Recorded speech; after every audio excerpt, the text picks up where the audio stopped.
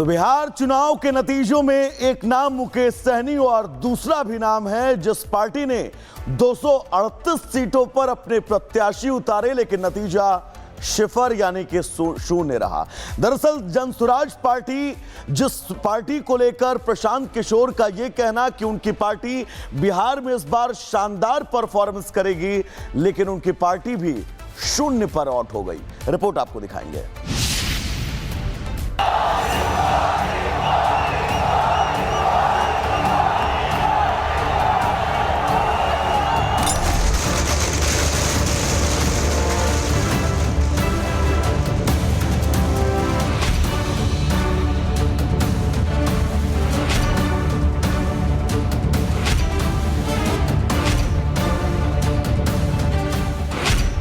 पीके की पार्टी 0 पर आउट। चुनाव में जनसुराज का सुपड़ा साफ।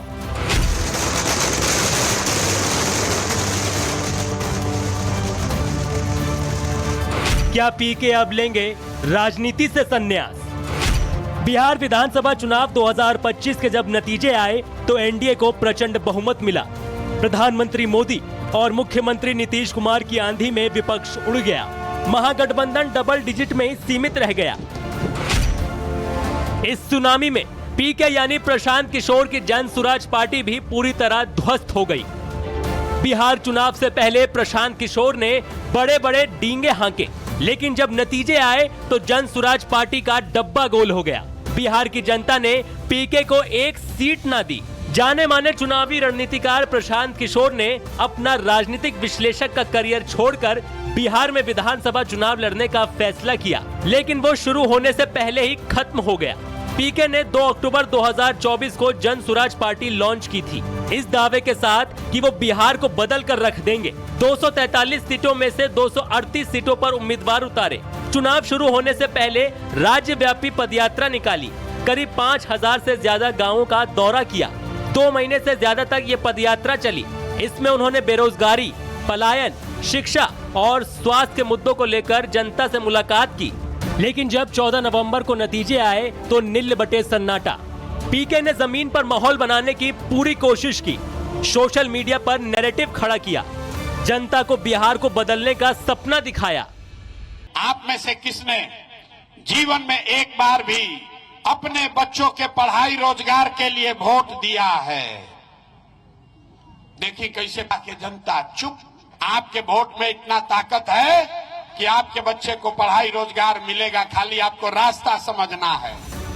लेकिन पीके के ये दावे और वादे सब बेअसर साबित हुए। चुनाव से पहले पीके ने 2 सबसे बड़े दावे किए, जिसकी जनता ने हवा निकाल दी। पीके के 2 सबसे बड़े दावे। पहला दावा, जनसुराज या तो अर्श पर होगी या फर्श पर। नतीजा निकला फर्श पर। दूसरा दावा, जेडीयू को 25 से ज्यादा सीटें नहीं मिलेंगी। नतीजा निकला जेडीयू ने चुनाव में शानदार प्रदर्शन किया। प्रशांत किशोर ने बिहार को नापा, जिला, प्रखंड, तहसील, गांव सब टटोला। कुल मिलाकर पूरे राज्य का फील्ड सर्वे कर डाला। लेकिन जैसे ही ईवीएम खुली, जनता ने उनकी हर अपील को, हर वादे को, हर बड़े दावे को नजरअंदाज कर दिया। चुनावी रणनीतिकार के रूप में प्रशांत किशोर का ट्रैक रिकॉर्ड शानदार रहा। राजनीतिक दलों को सत्ता दिलाई, लेकिन जब बारी अपनी पार्टी की आई, अपनी रणनीति को वोट में बदलने की आई, तो नतीजा आया शून्य। चुनाव से ठीक पहले जनसुराज पार्टी में भगदड़ भी हुई। नामांकन से पहले 5 उम्मीदवारों ने पीके का साथ छोड़ दिया और एनडीए में शामिल हो गए। मतलब पार्टी संगठन चुनाव से पहले ही डगमगा गया था।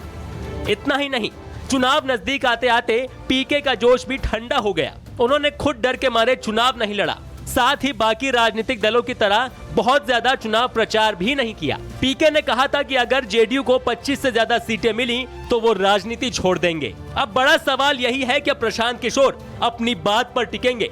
क्या वो वाकई में राजनीति छोड़ेंगे या इस हार के बाद और बड़ी रणनीति बनाकर वापसी की कोशिश करेंगे? प्रशांत किशोर दूसरों को जीत की गणित सिखाते रहे, लेकिन जब बारी अपनी आई तो खुद का हिसाब किताब गड़बड़ा गया। खुद को सबसे बड़ा चुनावी रणनीतिकार बताने वाले पीके के लिए ये पहला ही चुनाव टेस्ट था जिसमें वो बुरी तरह फेल हो गए। बिहार ने पीके को आईना दिखा दिया कि डेटा, सर्वे, पदयात्रा और बड़े बड़े दावों से चुनाव नहीं जीते जाते। अर्श और फर्श की बात करने वाले पीके खुद जमीन पर आ गए और अब पूरा बिहार पूछ रहा है, क्या राजनीतिक भविष्यवाणियों में फेल होने के बाद प्रशांत किशोर सियासत से संन्यास लेंगे? Bureau report, Republic Bharat. तो बिहार चुनाव के नतीजों में एक नाम मुकेश सहनी और दूसरा भी नाम है जिस पार्टी ने 238 सीटों पर अपने प्रत्याशी उतारे, लेकिन नतीजा शिफर यानी कि शून्य रहा। दरअसल जनसुराज पार्टी, जिस पार्टी को लेकर प्रशांत किशोर का यह कहना कि उनकी पार्टी बिहार में इस बार शानदार परफॉर्मेंस करेगी, लेकिन उनकी पार्टी भी शून्य पर आउट हो गई। रिपोर्ट आपको दिखाएंगे।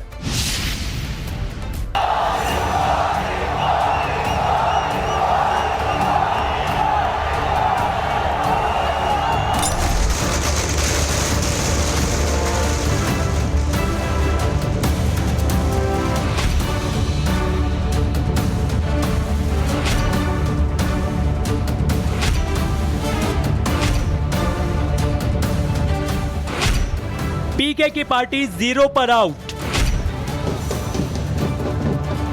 चुनाव में जनसुराज का सूपड़ा साफ।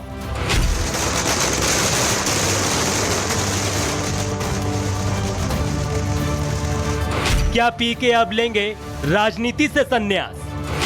बिहार विधानसभा चुनाव 2025 के जब नतीजे आए तो एनडीए को प्रचंड बहुमत मिला। प्रधानमंत्री मोदी और मुख्यमंत्री नीतीश कुमार की आंधी में विपक्ष उड़ गया। महागठबंधन डबल डिजिट में ही सीमित रह गया। इस सुनामी में पीके यानी प्रशांत किशोर की जनसुराज पार्टी भी पूरी तरह ध्वस्त हो गई। बिहार चुनाव से पहले प्रशांत किशोर ने बड़े बड़े डींगे हांके, लेकिन जब नतीजे आए तो जनसुराज पार्टी का डब्बा गोल हो गया। बिहार की जनता ने पीके को एक सीट ना दी। जाने माने चुनावी रणनीतिकार प्रशांत किशोर ने अपना राजनीतिक विश्लेषक का करियर छोड़कर बिहार में विधानसभा चुनाव लड़ने का फैसला किया, लेकिन वो शुरू होने से पहले ही खत्म हो गया। पीके ने 2 अक्टूबर 2024 को जनसुराज पार्टी लॉन्च की थी, इस दावे के साथ कि वो बिहार को बदल कर रख देंगे। 243 सीटों में से 238 सीटों पर उम्मीदवार उतारे। चुनाव शुरू होने से पहले राज्यव्यापी पदयात्रा निकाली। करीब 5000 से ज्यादा गाँवों का दौरा किया। 2 महीने से ज्यादा तक ये पदयात्रा चली। इसमें उन्होंने बेरोजगारी, पलायन, शिक्षा और स्वास्थ्य के मुद्दों को लेकर जनता से मुलाकात की। लेकिन जब 14 नवंबर को नतीजे आए तो नील बटे सन्नाटा। पीके ने जमीन पर माहौल बनाने की पूरी कोशिश की, सोशल मीडिया पर नैरेटिव खड़ा किया, जनता को बिहार को बदलने का सपना दिखाया। आप में से किसने जीवन में एक बार भी अपने बच्चों के पढ़ाई रोजगार के लिए वोट दिया है? देखिए कैसे बाकी जनता चुप। आपके वोट में इतना ताकत है कि आपके बच्चे को पढ़ाई रोजगार मिलेगा, खाली आपको रास्ता समझना है। लेकिन पीके के ये दावे और वादे सब बेअसर साबित हुए। चुनाव से पहले पीके ने 2 सबसे बड़े दावे किए, जिसकी जनता ने हवा निकाल दी। पीके के 2 सबसे बड़े दावे। पहला दावा, जनसुराज या तो अर्श पर होगी या फर्श पर। नतीजा निकला फर्श पर। दूसरा दावा, जेडीयू को 25 से ज्यादा सीटें नहीं मिलेंगी। नतीजा निकला जेडीयू ने चुनाव में शानदार प्रदर्शन किया। प्रशांत किशोर ने बिहार को नापा, जिला, प्रखंड, तहसील, गांव सब टटोला। कुल मिलाकर पूरे राज्य का फील्ड सर्वे कर डाला।